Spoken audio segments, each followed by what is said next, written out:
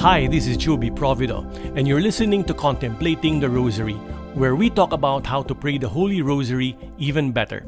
In 104 episodes, over 4 seasons, we will explore a method of how to say the Rosary the way Pope St. John Paul II, Pope Paul VI, and other Rosary advocates recommend, and that's by contemplating the mysteries while we say the Our Father, Hail Mary, and Glory Be.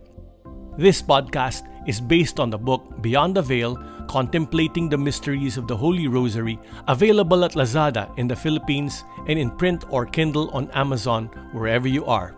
Visit kindlingspress.com for more information and where you can read and download the episode guide.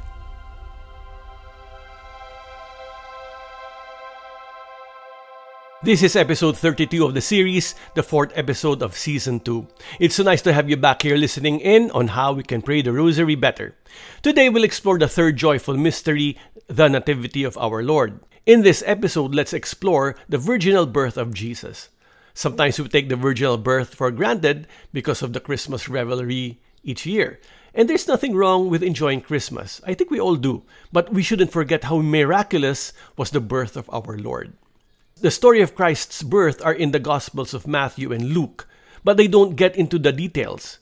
Scriptures simply say Mary gave birth. Now, personally, I find this so anticlimactic. Imagine the most important birth in all of human history gets a very short phrase. And so once again, we are left to imagine what that's like. And so allow me to imagine with you what this might look like within the realms of possibility and guided by church tradition.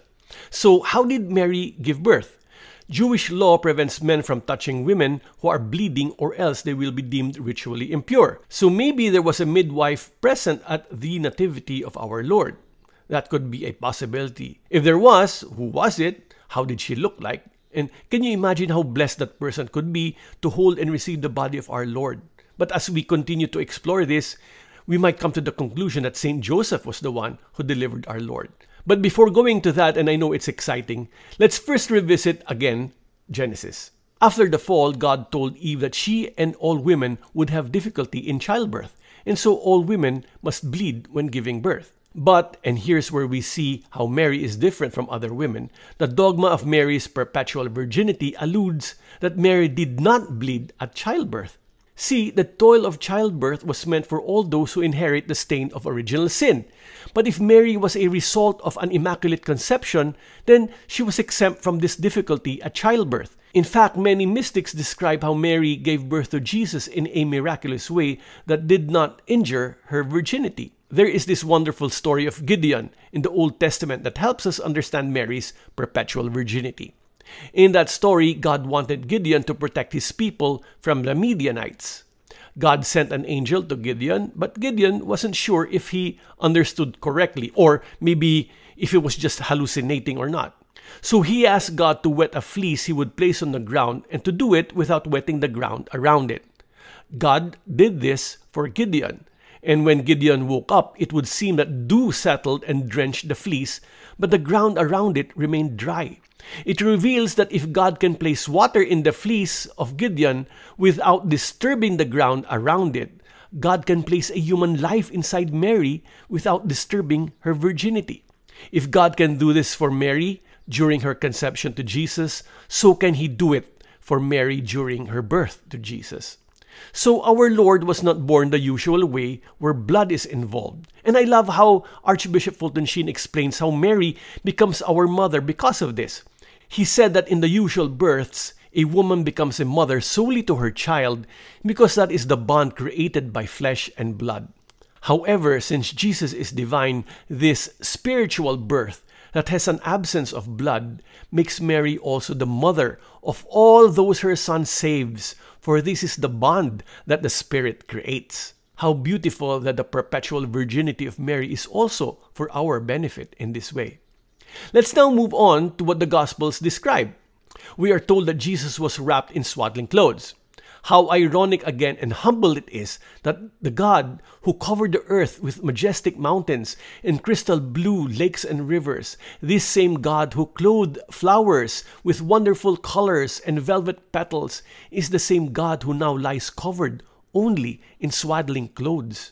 The God who stretched out his hand in creation to form planets and whose feet tread the everlasting hills of eternity, this same God is a human baby who doesn't even have the strength to lift his head and hands. He is even too weak to walk. Christ, who is the eternal Word, is dumb, for he has not yet learned to use his vocal cords. In God's plan to save us, he humbled himself by allowing his supernatural nature to be bound by the rules of nature. And why would God do that? Because he wants to reverse the events of Eden. In Eden, it would seem that Adam and Eve turned their eyes away from the ultimate good to something less. God's glory didn't make him irresistible enough to them. So here in Bethlehem, God does the opposite. He renders himself helpless. He makes himself a baby. And who cannot resist a baby? What Adam and Eve spurned, we cannot but love in this tiny human too small to do anything. In a manger, in a stable, in a cave in the fringes of Bethlehem, we find God adored by shepherds, by wise men from the east. Because God is far beyond anything we can ever imagine, and so we should expect to find his divinity where one least expects it. Let's now explore another dimension of the condition of Christ's birth. I know this might make this episode a little longer, but I promise it's worth it. As we said earlier, it is ironic that God would be born in abject poverty. But what if it was meant to confuse the enemy, the serpent of Eden? We have to remember that when the angels were created, God gave them a command. Some of them didn't obey and became the fallen angels. And in their envy, they tempted Adam and Eve, who fell from grace themselves. But God made a promise. He told the serpent that a woman and her offspring would crush its head. And I don't know about you, but if somebody told me that they sent assassins to kill me, I'd be on the lookout. And so the serpent was on the lookout. If you read the temptation in the desert, the devil was trying to figure out if Jesus was this man. But here in Bethlehem, the second person of the Blessed Trinity entered into the world of time and space in the worst of circumstances. It was in a stable reeking of animal urine and manure, in a stable inside a cave on the outskirts of a city. It was preposterous to think that the God of glory and greatness, who can create the most splendiferous place to become human, he chooses this place of abject poverty. And this is why Satan and his devils missed it. Their pride was so blinding that they did not have the concept of humility to think that God can do something as humble as that. And just one more thing before we end this episode, let's go back to the nativity scene, and this time, let's look at Saint Joseph. Since blood was not part of Christ's virginal birth, Joseph could have delivered Jesus. Can you just imagine that scene? Saint Joseph with his hands open, receiving the body of our Lord, Jesus in his hands bringing Jesus close to his chest and embracing him so tightly. If Holy Communion is receiving our Lord, isn't this like a Holy Communion when Joseph receives the body of our Lord at his birth? Can we say that in a sense, Saint Joseph is the first to receive Holy Communion? This shouldn't be surprising because it isn't by chance our Lord was laid in a manger, for it is a place where lowly animals eat. It is as if it's a clue that our Lord wants us to eat him. It would be clear, of course, when he would eventually teach us that he indeed wants us to eat him.